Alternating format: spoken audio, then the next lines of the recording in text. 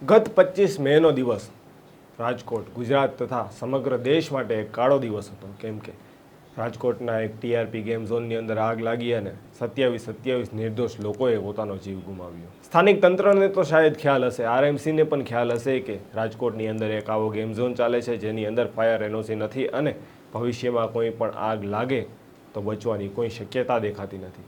પરંતુ તેમના દ્વારા કોઈ કાર્યવાહી કરવામાં ન આવી અને અત્યારે 27 નિર્દોષ લોકોના જીવ ગયા છે. ત્યારબાદ સરકાર કહે છે કે અમે એસઆઈટી કમિટી નિમી છે, કોઈ પણ ગુનેગારોને છોડવામાં નહીં આવે. પરંતુ ક્યાર સુધી આવું થશે? વડોદરાની અંદર પણ આ થયું, સુરતની અંદર પણ આ જ થયું અને હવે રાજકોટનો વારો છે અને રાજકોટની અંદર પણ આ જ થાય છે. દુર્ઘટના ઘટે છે અને ત્યારબાદ એસઆઈટી કમિટી નિમાય છે અને તપાસ આગળ વધે છે. ગુનેગારોને સજા આપવાનું કહે છે, પરંતુ તે પણ એ કરી શકતા નથી. ત્યારે કેટલાક ભાજપના નેતાઓ અઠવાડિયા સુધી ઊંઘતા હોય છે તેવું લાગે છે અને અઠવાડિયા પછી આવીને પોતાની દિલગીરી વ્યક્ત કરે છે, પોતાનો શોક વ્યક્ત કરે છે અને મગરમચ્છના આંસુ રડી પડે છે. ત્યારે ભાજપના આવા જ એક કેબિનેટ મિનિસ્ટરની વાત કરવી છે જેમની પાસે મહિલા અને બાળ કલ્યાણ વિભાગ સચવાયેલો છે. તે કેબિનેટ મિનિસ્ટરનું નામ છે ભાનુબેન બાબરિયા. ભાનુબેન બાબરિયા આજે એટલા દિવસો પછી મીડિયા સમક્ષ આવે છે અને પોતાની દિલગીરી વ્યક્ત કરે છે, મગરમચ્છના આંસુ રડી પડે છે અને કહે છે કે હું પણ એક માં છું, મને પણ લાગણી છે અને મને પણ દુઃખ છે. વૈષ્ણવજન તો તેને કહીએ જે પીડ પરાઈ જાનાને રે. નમસ્કાર, નવજીવન ન્યૂઝમાં આપનું સ્વાગત છે. હું છું આપની સાથે ભાર્ગવ મકવાણા. 25 તારીખના રોજ રાજકોટની અંદર આ ઘટના બની ત્યારથી જ નવજીવન ન્યૂઝ એક વાત કરતું આવ્યું છે કે ભૂતકાળમાં પણ વડોદરાની અંદર, સુરતની અંદર આવી ઘટનાઓ બની છે અને એસઆઈટી કમિટી નિમાણી છે, પરંતુ કોઈ પણ ફરક પડતો નથી. અધિકારીઓને સસ્પેન્ડ કરવામાં આવે છે, અધિકારીઓની બદલી કરવામાં આવે છે અને થોડાક સમય પછી તેમને ઉચ્ચ હોદ્દા ઉપર પાછા જોવા મળે છે. ત્યારે એવા નેતાઓની અંદર પરસોત્તમ રૂપાલાનું પણ નામ લઈ શકો કે જે રાજકોટ લોકસભા બેઠકના ભાજપના ઉમેદવાર હતા. જ્યાં સુધી ચૂંટણીનો પ્રચાર ચાલતો હતો ત્યાં સુધી તો લોકોની વચ્ચે જતા હતા, પરંતુ જ્યારે આ ઘટના બની ત્યારે 3 દિવસ સુધી પરસોત્તમ રૂપાલા ક્યાં ગયા બધા કોઈને ખબર ન પડી અને પછી મીડિયા સમક્ષ આવીને કહે છે કે હું તો કામ જ કરતો હતો. ત્યારે આવા જ એક નેતા ભાનુબેન બાબરિયા તે 7 દિવસ પછી મીડિયાની સમક્ષ આવે છે અને કહે છે હું પણ એક માં છું, મારું પણ હૃદય કાપે છે. પરંતુ 7 દિવસ પછી કાપે છે? 7 દિવસ પછી તમે મગરમચ્છના આંસુ રૂવો છો? 7 દિવસ સુધી તમે ક્યાં હતા ભાનુબેન?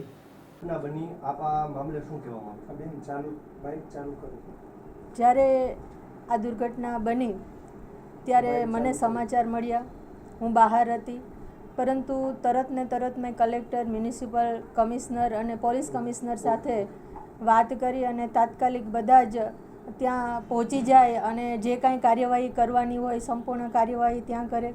સાથે સાથે પોલીસ કમિશનરને એ પણ સૂચના આપી કે આવા પ્રકારના જેટલા પણ ગેમ ઝોન હોય તાત્કાલિક બધા જ અત્યારે બંધ કરવામાં આવે અને સંપૂર્ણ કાર્યવાહી કરવામાં આવે.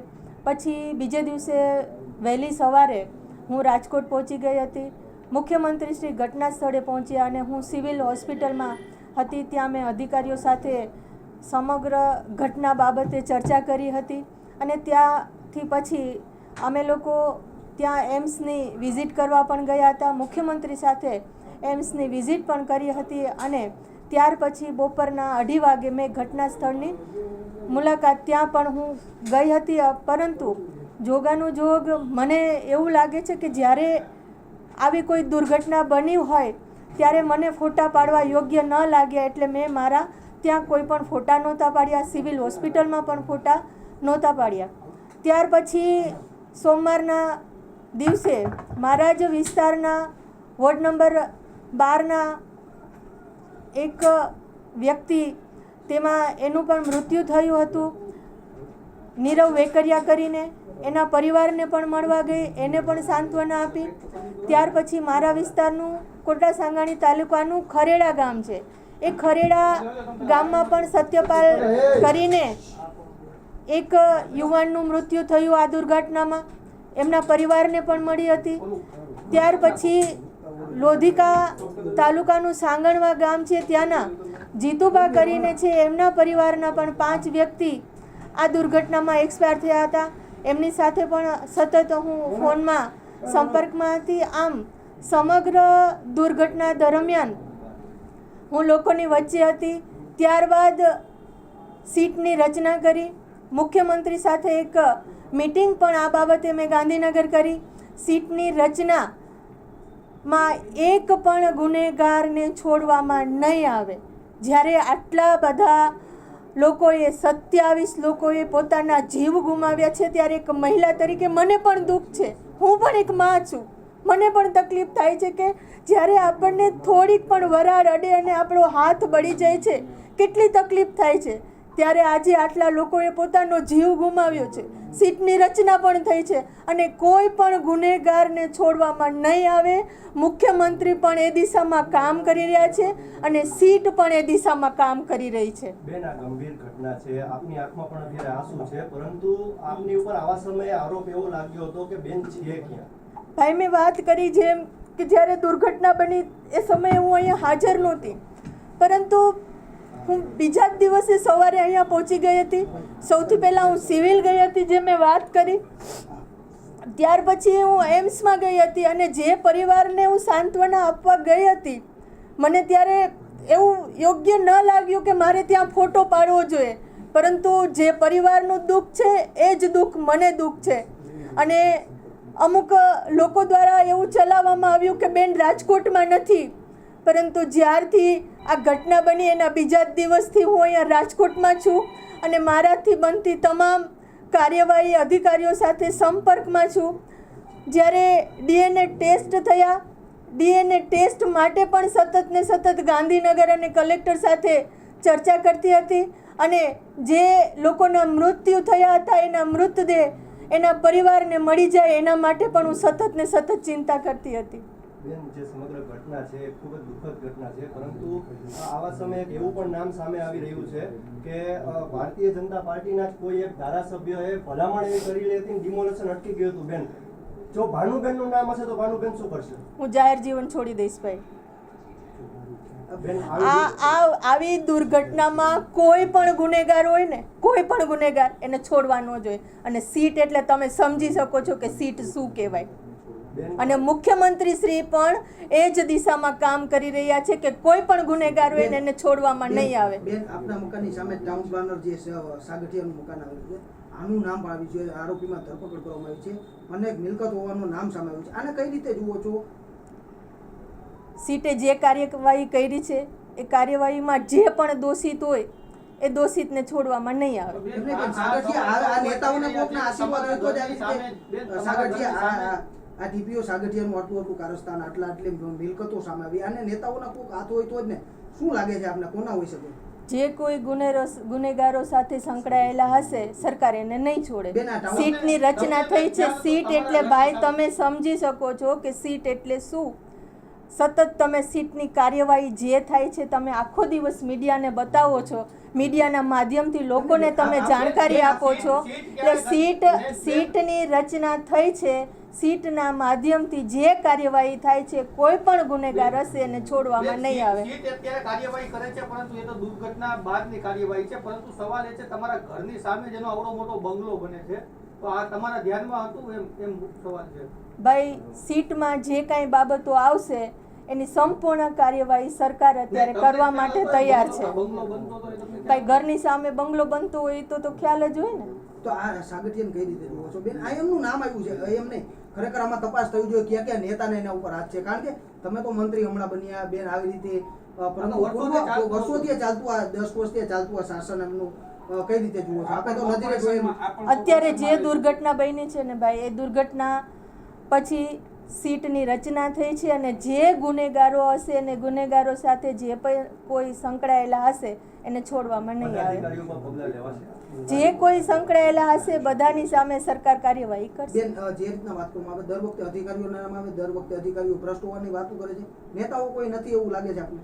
ભાઈ, મેં તમને વાત કરી કે જે કોઈ ગુનેગારો હશે, ગુનેગારોને સરકાર અત્યારે છોડવા માંગતી નથી. ભાઈ, આટલી મોટી દુર્ઘટના બની છે, મીડિયા સુધી તમે પોઝિટિવ બધા સમાચારો પહોંચાડો છો. હું તમને બધાને બે હાથ જોડીને વિનંતી કરું છું કે તમે જે પ્રમાણે તમારી કાર્યવાહી કરો છો, લોકોનો તો મીડિયા એટલે એક લોકોનો અવાજ છે અને એ અવાજને તમે લોકો સુધી પહોંચો. જેવી રીતે ભાનુબેન કહી રહ્યા છે, ના સોરી, જેવી રીતે ભાનુબેન રડી રહ્યા છે, શું લોકોએ તમને રડવા માટે ત્યાં મોકલ્યા છે? તમને કેબિનેટ મિનિસ્ટરનું પદ લોકોએ રડવા માટે આપ્યું છે? તમને શરમ આવવી જોઈએ ભાનુબેન. એ શરમના આંસુ છે કે પછી મગરમચ્છના આંસુ છે કે પછી આ ઘટના બની, આ દુર્ઘટના બની તેના શોકના આંસુ છે? એ સમજાતું નથી. કેમ કે અઠવાડિયા પછી તમે આવો છો, અઠવાડિયા સુધી તમે ક્યાં હતા? લોકોએ પ્રશ્ન કર્યા, મીડિયાએ પ્રશ્ન કર્યા, પરંતુ તમે ક્યાં હતા? તમે શાયદ કોઈક બીજા કામમાં વ્યસ્ત હશો. આમાં કોઈ નવાઈની વાત નથી, કેમ કે ભૂતકાળમાં પણ ભાજપના નેતા આવું કરી ચૂક્યા છે. પરસોત્તમ રૂપાલાની જે રીતે વાત કરી, પરસોત્તમ રૂપાલા રાજકોટ લોકસભા બેઠકના ઉમેદવાર હતા અને વિપક્ષના નેતાઓ પહોંચી ગયા, પરંતુ પરસોત્તમ રૂપાલા ક્યાં હતા કોઈને ખબર ના પડી. પરસોત્તમ રૂપાલા ટ્વીટો કરી અને શોક મનાવતા હતા. પરસોત્તમ રૂપાલા હવે ભાનુબેન બાબરિયા એટલા દિવસો પછી આવે છે અને પોતાનું રુદન કરે છે, પોતે રડી પડે છે. એ લાગણી છે તમારી? એ તમારો શોખ છે કે પછી તમારે રડવું પડે છે? કેમ કે આવી ઘટના બની છે. 27 નિર્દોષ લોકોના જીવ ગયા છે. તમારી પાસે તો મહિલા અને બાળ કલ્યાણનું ખાતું પણ છે. તેમાં કેટલાક બાળકો હતા અને કેટલીક મહિલાઓ પણ હતી. વધુ પ્રમાણમાં બાળકો હતા, કેમ કે આ એક ગેમ ઝોન હતો. ગેમ ઝોનની અંદર મુખ્ય તો બાળકો જ જતા હોય છે. એમાં કેટલાક બાળકો હતા. ત્યારે તમે શું કરતા હતા ભાનુબેન? ત્યારે ભાનુબેન શાયદ મૌન હતા અને અત્યારે હવે ભાનુબેને મૌન તોડ્યું છે. તમારો આભાર કે તમે મૌન તોડ્યું, પરંતુ મૌન તોડીને પણ તમે એવું શું કહ્યું? તમે તો કહ્યું કે SIT તપાસ કરી રહી છે અને ગુનેગારોને છોડવામાં નહીં આવે. એ તો બધાને ખબર છે ગુનેગારોને છોડવામાં નહીં આવે, પરંતુ ગુનેગારો તો છૂટી જ જાય છે. હરણી કાંડમાં પણ છૂટી ગયા, સુરતના તક્ષશિલા કાંડમાં પણ છૂટી ગયા, મોરબીની દુર્ઘટનામાં પણ છૂટી ગયા. છેવટે તો નાની માછલીનો જ ભોગ લેવાય છે, મોટી માછલીઓને કાંઈ નથી થતું. ભાનુબેન હવે અઠવાડિયા પછી તમારું રડવાનું વ્યર્થ છે. શાયદ તે દિવસે આવી અને પરિવારો પાસે રડ્યા હોત, તેમને સાંત્વના આપી હોત, તો પરિવારોને પણ લાગ્યું હોત, તે ભોગ બનેલા લોકોને પણ લાગ્યું હોત કે ના, અમે કોઈક સારા નેતાને ચૂંટીને લઈ આવ્યા છીએ. ખેર, નેતાઓનું તો આવું જ છે. ભૂતકાળમાં પણ આપણે જોઈ ચૂક્યા છીએ, હાલ અત્યારે જોઈ રહ્યા છીએ અને ભવિષ્યમાં શાયદ આવું ના થાય તેવી આશા રાખીએ છીએ. હાલ સુધીમાં બસ આટલું જ. જો આપને આવા જ સમાચારો અને અહેવાલો પસંદ આવતા હોય તો નવજીવન ન્યૂઝના ચેનલને લાઇક, સબસ્ક્રાઇબ અને શેર કરવાનું ભૂલશો નહીં. નમસ્કાર. વૈષ્ણવજન તો તેને કહીએ જે પીડ પરાઈ.